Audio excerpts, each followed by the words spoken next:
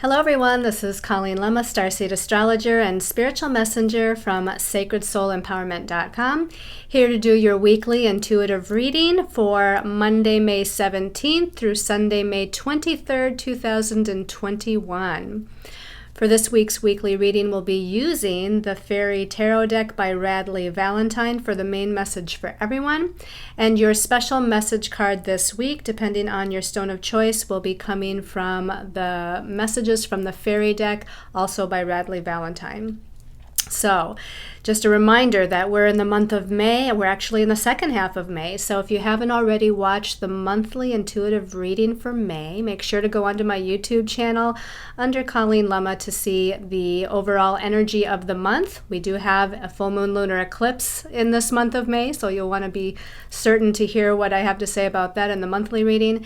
We also have special messages depending on your stone of choice in that monthly reading as well. So let's start by taking a look at what your stones of choice are for this week's weekly reading. So the first stone of choice here is green fluorite, okay? Green fluorite, it helps us with growth and expansion, new beginnings, nourishment, health, vitality, and abundance. And of course it relates to the heart chakra, right? Our center of unconditional love and compassion and forgiveness. Okay. Your second stone of choice, this is beautiful. It's beautiful bumblebee jasper. Bumblebee jasper. And this has an energizing effect. Of course, it relates to the solar plexus chakra, right? Our center of personal power, our center of our sense of will and identity, but it's about energizing, and it's about joy and happiness, honesty, celebration. It helps us to achieve our dreams in life, and it helps to stimulate the mental body, so our thoughts and our perceptions, our communications. Okay. And then our last and third stone of choice is yellow calcite. Yellow calcite also is going to relate to that solar plexus chakra, right? It's that wonderful yellow color that stimulates our confidence and courage. And of course, this stone is for self-confidence. It's for hope, motivation, drive. It helps us to release self-doubt, and it helps us to clear out old energy patterns. So again, our stones of choice for this week are the green calcite, the bumblebee jasper, and the yellow calcite. And I'll show these to you again once we get to the card part of our reading. So let's go ahead and start by talking about the astrological highlights of significance this week. And actually, there's something happening every single day this week. So we start out on Monday the 17th. And the sun, which rules our identity and our ego and our vitality, our physical vitality, the sun is still in Taurus on Monday. Taurus is about our sense of security, and it does deal with financial security as well. It also rules our values, our personal resources. And the sun is in a positive aspect to Pluto. Now, Pluto is the planet of death and rebirth, transformation, transmutation. It rules power. So I feel like this is a time where we can feel more empowered because it's a positive aspect. Okay, the sun in Taurus, it's in a grounded, stable earth sign of Taurus. And so I feel like we're going to feel more secure in our power, more grounded in our sense of power. And if we do need to take our power back in a certain situation or circumstance or in a relationship matter, I feel like we're better equipped to do so, or feeling, again, more able and confident to do so. On Tuesday the 18th, we have Venus, the planet that rules relationships, as well as love and values and money and finances.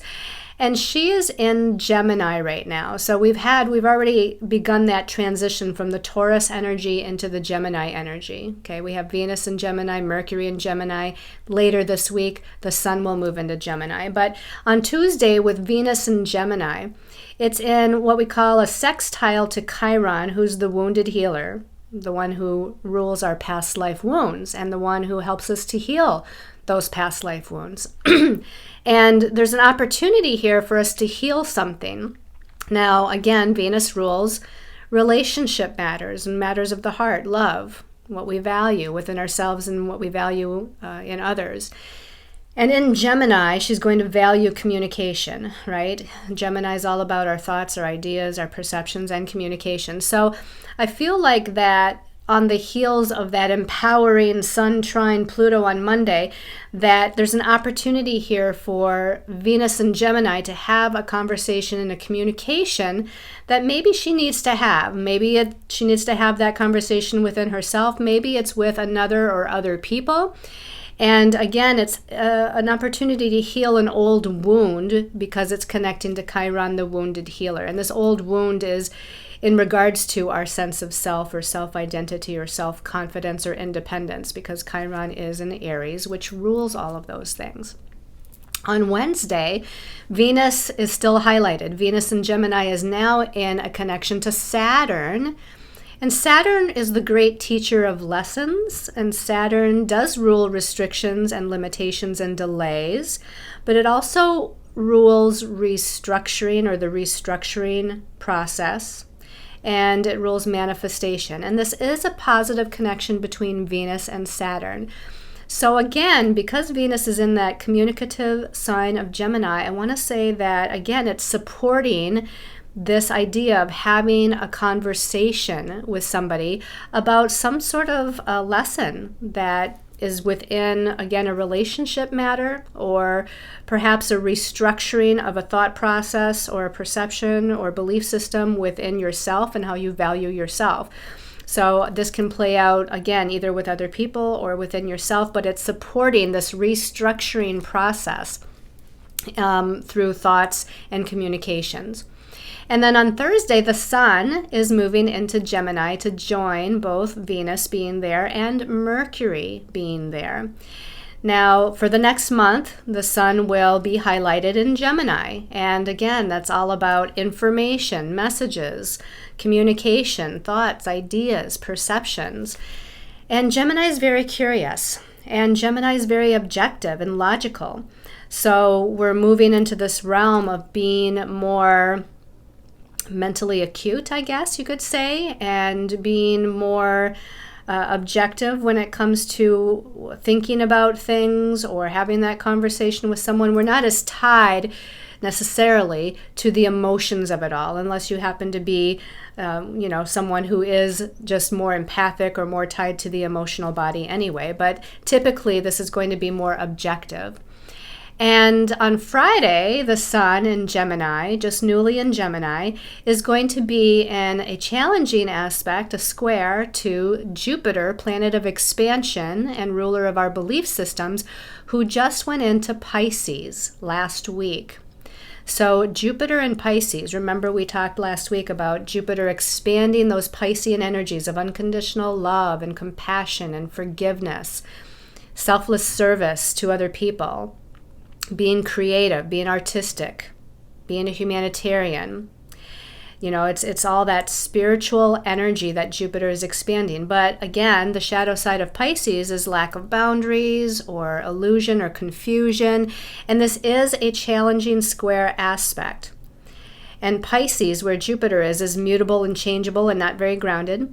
And Gemini, where the Sun is mutable and changeable and not very grounded. And with this challenging square connection, I feel like it's going to bring up some confusion. Some confusion in the way we're thinking or perceiving or in the way we believe about something. I just feel like it's going to expand. Jupiter's going to expand this kind of confusion energy or energies through communication or information or messages kind of coming from all directions, or not being very clear, being a little muddled, not being focused and grounded. And then on Saturday, the 22nd, Mercury, which we haven't talked about this week, but as I said, Mercury is also in Gemini and is now in its shadow. It's not quite retrograde yet. It's going to be going retrograde towards the end of this month, so very soon. But it's already in its shadow period. And Mercury is the natural ruling planet for Gemini. So it's very comfortable in this area of communication and messages and information, and paying attention to details, and being curious about that information that it's trying to find out about or research, if you will. And because it's in its shadow, it already is starting to be a little muddled or a little bit ungrounded, unfocused, confusing, etc. And on Saturday, Mercury in Gemini is challenging Neptune in Pisces. And Neptune in Pisces can be very nebulous. It's very, again, ungrounded and unfocused and intangible because it rules the spiritual realm. It rules those things that are intangible. So I really feel like communications at that point, pretty much for the weekend, might be a little bit confusing. It's going to be best if you wait to make serious decisions, if you can wait for a time period to make those serious decisions. Or if you're having a communication and you need to have that communication, to reiterate what you're saying, to reiterate what you're hearing, to make sure that it's all very clear. Again, earlier in the week, around Tuesday, Wednesday, I feel like is the best time if there needs to be some sort of communication about something, especially within relationships. That's probably the best time to do it. Once we get to the weekend, things start to be a little bit more on the confusing side, and Jupiter will expand things into a drama energy sometimes, and so that's not going to be very supported either. And then on Sunday the 23rd, we have Saturn, that planet that rules karmic lessons, right? Saturn, the great teacher of karmic lessons, the one that rules those delays, restrictions, and limitations, but they're there for a reason, because it rules, again, this process of restructuring, this grounded process of moving through things to restructure and create form with something, to manifest something new, and to take responsibility. Saturn is the planet of responsibility. So it's been at a stationary point all week this week. And even from last week, we started to feel the effects of Saturn slowing down, getting ready to turn retrograde on this Sunday, the 22nd. Might have caused more physical feelings of being tired or lack of vitality on the physical level. Feeling maybe a little bit down or depressed, or even frustrated emotionally on that emotional level, frustrated mentally, feeling challenged mentally. So on that mental level, there's maybe a little bit of challenge that's been happening. And again, now we're turning our energies of responsibility inward while it turns retrograde to restructure our physical, emotional, and mental bodies to match what it is that we want it to be, to match what it is that we want to manifest in our lives on a spiritual level, on a physical level. Okay, so that's a little bit about the astrology for the week. So let's change our perspective here and see what our angels and guides have to say for this week. Okay, everyone, so let's go ahead and take a look at and remind you what your stones of choice are for that special message card. That first stone of choice is the green fluorite. We have that second stone of choice as the bumblebee jasper. And our third stone of choice is that beautiful, almost opaque yellow calcite. So let's go ahead and take a look at the messages from our angels and guides. In this case, we're dealing with the fairies this week, and that's because of all this Gemini energy, right? We have Mercury and Venus and the sun moving into Gemini this week. And Gemini, to me, just kind of rules nature in the fairy realm. That's why I chose the fairy decks this week. So the first message here, okay, it's the Two of Summer. It's like the Two of Cups in the traditional tarot. And it says at the bottom, falling in love or making a serious commitment to someone, forgiveness, and the resolution of a problem. Don't give up. Your relationship can be healed. So to me, the Two of Cups is just, telling us that there may in fact be a relationship matter that is highlighted. And whether it's a current relationship that we're in, and this could be a family, a friendship, a significant other, this could even be within a work relationship, but not as likely because this is about an emotional connection that we have with somebody else. But this can even be about a relationship from the past, okay? So we could be just dealing with feelings and emotional energies from that relationship from the past. But whatever it is, it's definitely involving, to me, this idea of forgiveness. That's what stands out to me, especially because we have Venus connecting to Chiron and Saturn this week. Remember, Chiron is the healer of past life wounds. Saturn is the planet of karmic lessons. And this here says forgiveness and the resolution of a problem. So don't give up, because the relationship can be healed.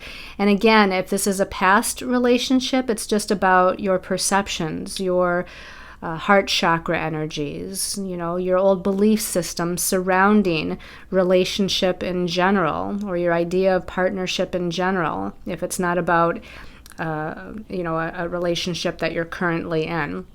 So let's go ahead and take a look at the next couple of cards here. But this is definitely about a balance, right? Because the number 2 doesn't always speak about two people, but it does speak about balance and harmony. So we're trying to bring a sense of balance and harmony to our heart chakra energies. And again, maybe a balance and harmony within relationship with somebody else.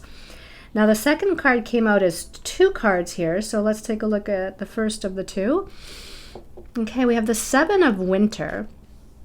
This is like the 7 of Swords in the traditional tarot. And the sword suit is the suit of the mental realm, our thoughts, our ideas, our perceptions, and communication matters as well. And again, we have all this Gemini energy, which deals with the same. Now, the number 7 is more of an internal, contemplative, self-reflective sort of energy. That's what the number 7 rules. It's this idea of going within to kind of think about things, to understand things from a deeper perspective, to not jump the gun. And with Gemini is mutable, changeable, and sometimes it jumps the gun with saying something. Okay, Gemini sometimes just spit things out really quickly. They're a quick thinking, quick speaking kind of sign. This is definitely saying to try to hold back a little bit from just spitting something out, so to speak. Try to, take a little time to think about it and go within and understand it before you, speak it out loud, or before you settle upon it within your own mind. Now, the message at the bottom of the 7 of Winter says there is a better choice, which is why we might want to take a time out, right? Take time out, because there's a better choice than saying that, or there's a better choice than doing that and taking that action. Again, remember, Mercury is in its shadow, and a lot of times there's a lot of confusion during Mercury retrograde where we're redoing things, we're trying to review, understand, contemplate. I mean, it's really about taking that time, before settling upon a decision, or, before saying something of importance.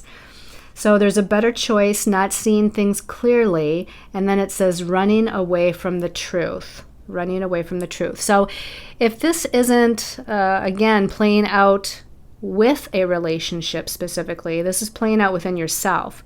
So you need time to go within, like that number 7 suggests. You need time to go within, meditate, contemplate, try to understand from a deeper perspective what is going on with your emotional nature, or what is going on with maybe your fears in commitment or relationship, or opening your heart to it, or whatever it might be. And the 7, to me, is very subconscious. It's kind of like, I always think of the number 7 as being very shamanic. So we're, again, going within on a deep subconscious level to try to get to the root of the truth of something here. And as it says that you might be running away from the truth. So instead of running away from it, you need to run towards it or embrace it. Now let's see what comes out with the 7 of Winter. And we turn that over. Oh, we got another 7, but this is the 7 of Summer. So now we have a Cups card again, the 7 of Cups. And with the traditional 7 of Cups, a lot of times it means that there's many choices, but we're confused about what decision to make. That maybe more than one choice, attracts us, or more than one choice seems to be showing itself, and we don't know what decision or which way to go or what to do. Again, this is about emotional matters, about how we're feeling.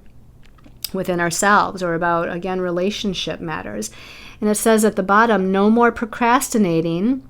Your power comes from making a decision. Confusion that arises from over-analyzing the options. So that's kind of interesting, because we have the 7 of winter with it, saying that we need to go down deeper. And the number 7 is all about analyzing. So that 7 of winter says to analyze your perceptions, analyze the thought processes, analyze the potential decisions. This 7 of cups says don't overanalyze. So again, there's a little bit of convoluted confusion there. And again, that's Mercury retrograde. And Mercury's not even officially retrograde yet. So if there's a way to kind of meditate, go within, connect with your higher self, get a deeper awareness and understanding of your emotions, your thought processes, your perceptions, feel it, but also be objective about it at the same time, because these cards came out together. And then if we can wait to make a decision till Mercury retrograde is over, which is going to be, about a month, or maybe even a little over a month from you viewing this video. If you can wait that long to make that final decision, that's best. And whether that's a final decision about your path, your career, your job, your money, your finances, or your relationship matters, again, that would be best. But if you can't, just make sure that you're taking the time with that 7 energy to go within and self-reflect first before quickly jumping the gun. Now, there's a rainbow here of energy that, of course, stands out. And so that, to me, is this aspect of hope. It's like that pot of gold at the end of the rainbow. It's the blessings at the end of the rainbow. So I feel like there's hope, there's blessings ahead if you, again, take the time to go within, to sit with how you're feeling, to sit with how you're believing or thinking or perceiving something, and try to sort it out a little bit. And then the last card here for this week's message, okay, it's another winter card. So we have 2 cups cards and 2 swords cards, because the winter suit is the swords. This is like the page of swords in the traditional tarot. And the pages are always about messages or communication or information. And it says at the top here, inquisitive, truthful. That stands out to me, being truthful, open, and honest in your conversations that you're having. Realistic and undiplomatic. And then at the bottom it says information that can help you, but which may also be difficult to hear. Information that can help you, but may also be difficult to hear. Speaking the truth with kindness. And then it says an indigo child or adult. So again, I feel like we're needing to have a conversation with somebody, and maybe it's something that can't wait for over a month, right? I mean, if we have situations that come up in our different types of relationships all the time, and we can't just hold it off for 4 or 5 weeks before we try to sort through it. So this is saying that we need to be open and honest. We need to speak the truth, but do so with love and kindness and compassion, right? We got the cups cards in here, which is all about unconditional love and compassion and forgiveness. So we definitely want to hold that divine feminine energy, but we also want to be truthful and logical and objective, and just speak our authentic truth with whatever is happening for us within the situation or the relationship. And you might also hear from the other person or persons, if there's more than one. You might hear something that challenges you a little bit, just as it says, information that is helpful to you, but it might also be difficult to hear. So you might get a dose of truth as well as giving a dose of truth. And again, if we do that with that kindness and that love for one another and that compassion for where each other is in their own, spiritual journey and their own process, if we can do that, then it's very likely that we can work through whatever it is we're needing to work through here. Okay, so let's take a look at, let's not do what I did last week and forget your special message card, right? So here we have the other fairies deck here for the special message card depending on your stone of choice. So that first stone of choice was the green fluorite people. Special message for green fluorite people. Okay, this one, as I open my eyes, was sticking out. Daughter. Okay, interesting.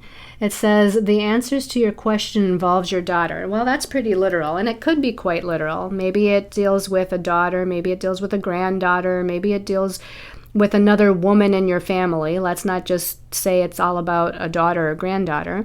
Let's say it's about a niece, or maybe it's about a mother or a grandmother. To me, this is just, feminine energy. So there might be a family member that is involved in this whole situation.